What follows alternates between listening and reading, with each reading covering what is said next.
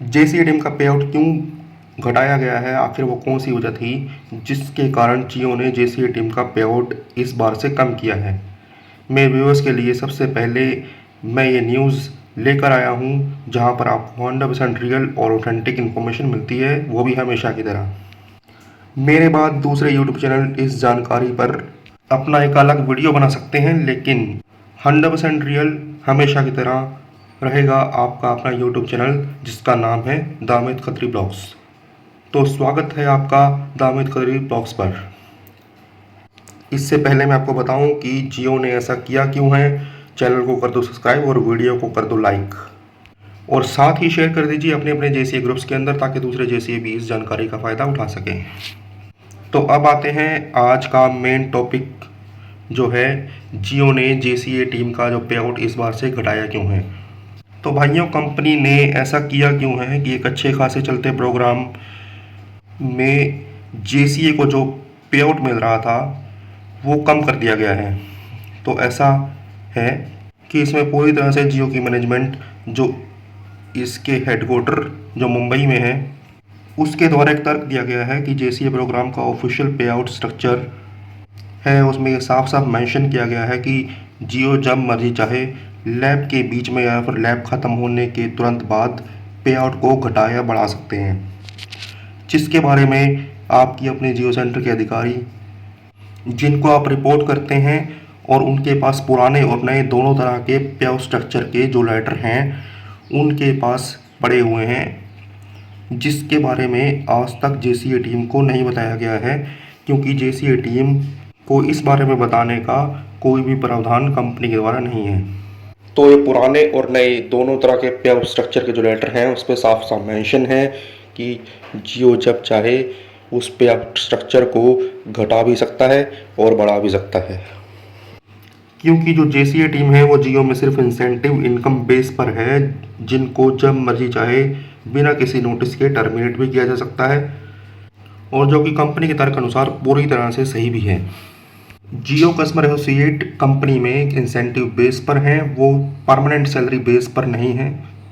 जो लोग permanent salary base पर होते हैं उनको कंपनी बाकायदा ऑफर लेटर रिलीज़ करती है, जिसमें उन एम्प्लॉयज़ को उनके ऑफर लेटर में मिलने वाली जो सैलरी है उसका पूरा ब्यौरा देती है।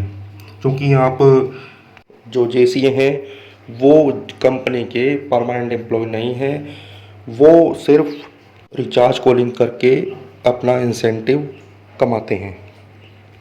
तो ये तो था पहला कारण जिसके कारण कंपनी ने जेसीए टीम का जो पे आउट है इस बार से घटाया है। अब बढ़ते हैं दूसरे कारण की ओर। दूसरा कारण क्या था उसके बारे में बात करते हैं।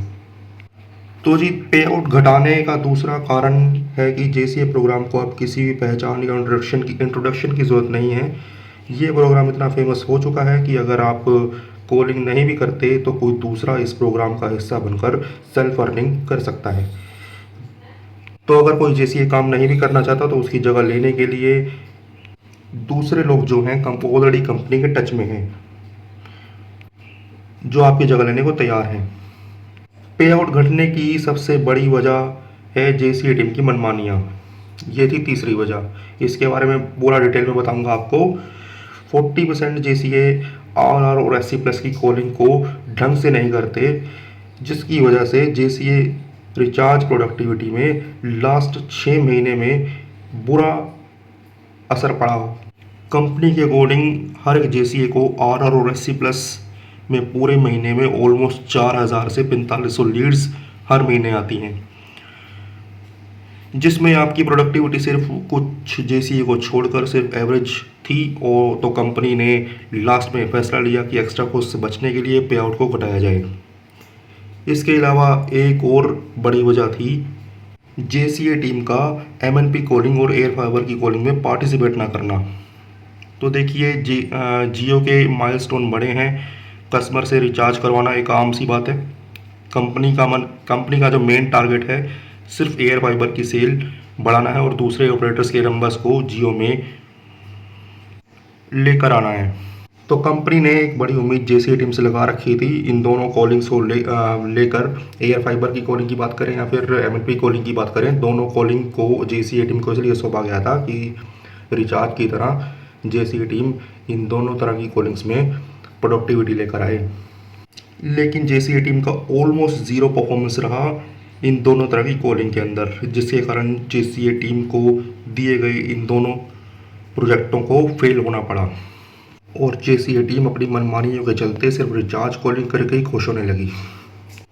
अगर रिचार्ज कॉलिंग की तरह जैसी टीम जो है एयर फाइबर कॉलिंग और एमएनपी कॉलिंग को भी सीरियस लेती और उसमें प्रोडक्टिविटी देती, तो ये जो रिचार्ज कॉलिंग का पे आउट है वो बिल्कुल कम ना होता, वो एज इट इज़ चलता रहता।